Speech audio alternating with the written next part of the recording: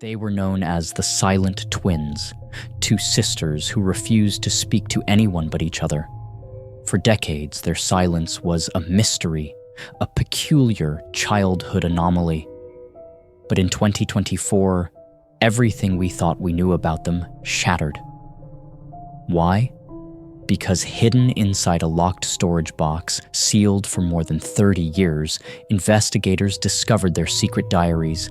And what these pages exposed wasn't just disturbing, it was terrifying.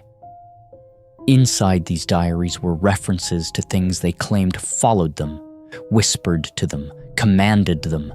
Pages filled with sketches of dark figures standing beside their beds, symbols matching occult rituals, and entries describing a silent pact they made, one they believed could cost them their lives if broken. And here's what's even more unsettling. Modern forensic analysis revealed that some of the ink wasn't human tonight. You're going to hear the diaries that were never meant to be read. You're going to learn about the rituals, the visions, and the entity they only referred to as him. This is not just a story of twins who refused to speak. This is a story of two souls who believed they weren't alone and desperately tried to warn us. June and Jennifer Gibbons grew up in near-complete silence. They communicated through glances, synchronized gestures, and a secret language only they understood. Their teachers described them as present but unreachable. Their doctors described them as mentally connected in a way we can't explain. But the diaries reveal something far darker behind their silence. From the age of 9, the twins wrote about the quiet man, a shadowy figure who appeared only when adults weren't watching. He stood in doorways behind trees, sometimes beside their beds. They never heard him speak, but they claimed he made them feel his words inside their bones. The twins believed they were chosen, marked by this entity. They believed that speaking to anyone else would break the bond and anger him.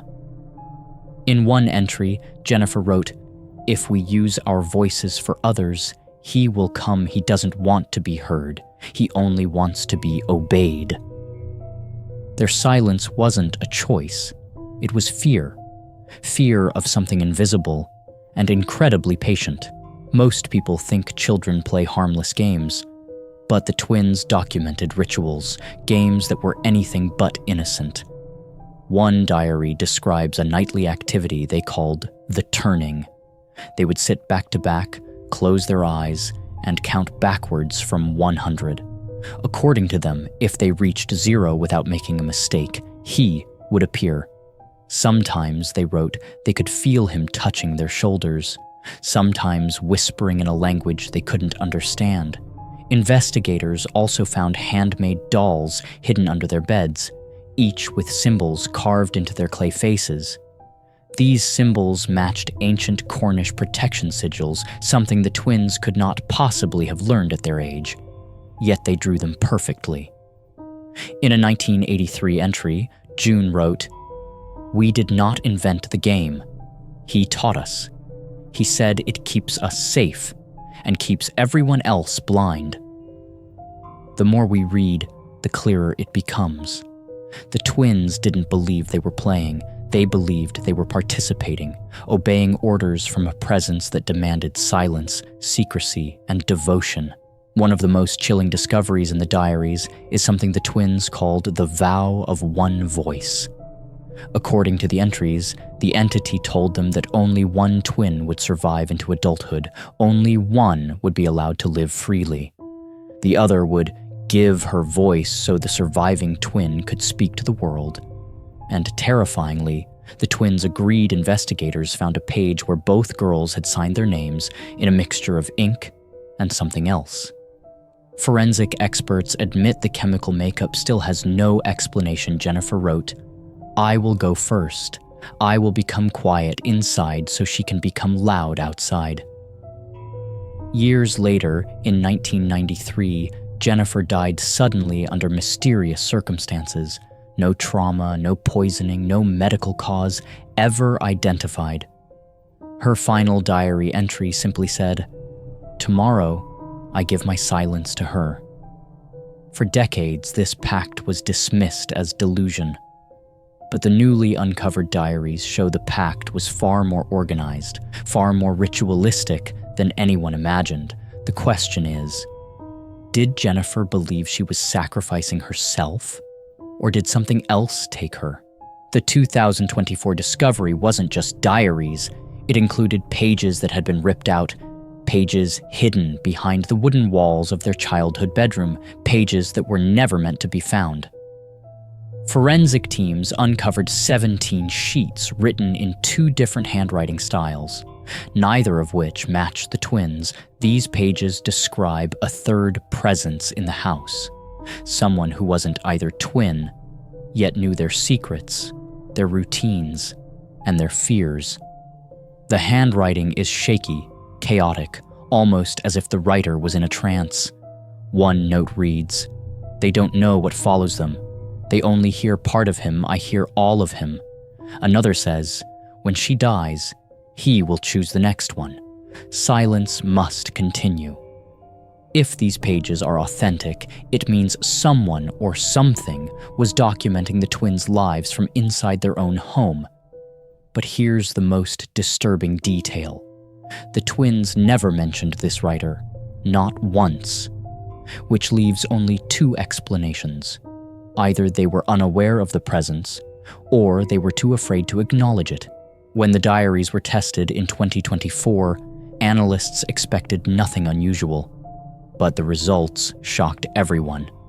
Traces of unknown organic matter were found in the ink of certain symbols and drawings, material that did not match human, plant, or known animal DNA. Even more unsettling, the matter appeared only on pages related to rituals or references to him. Experts publicly admitted they had no scientific explanation. Privately, some investigators said the material looked like biological residue from an unknown organism. The diaries also contained 11 sketches of a tall, featureless figure. Each drawing was nearly identical, even though the sketches were created years apart and under completely different circumstances.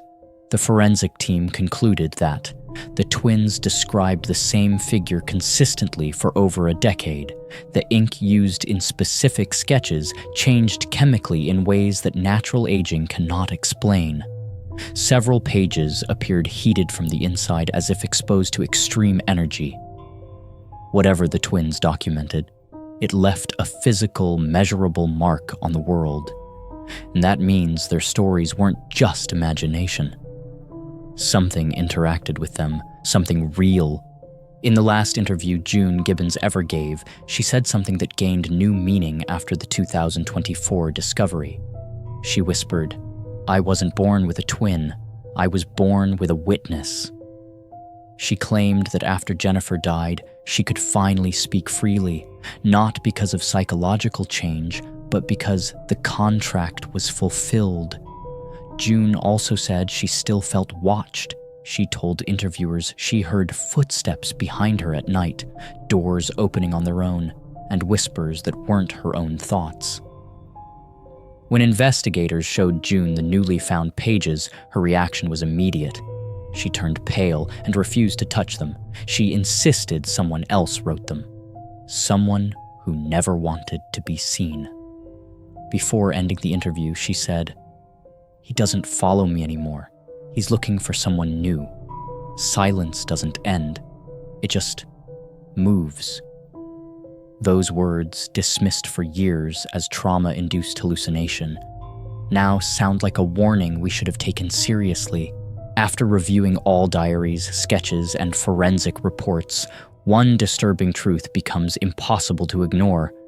The twins didn't create the silence, they inherited it. Every entry, every symbol, every ritual suggests they believed they were part of something ancient, something that required devotion, obedience, and above all, silence.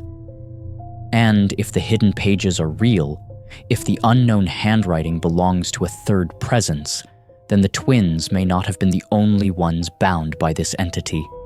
They may have been part of a cycle, one that continues even now. One final sketch was found taped inside the back cover of Jennifer's diary, a simple drawing. 2 small girls holding hands.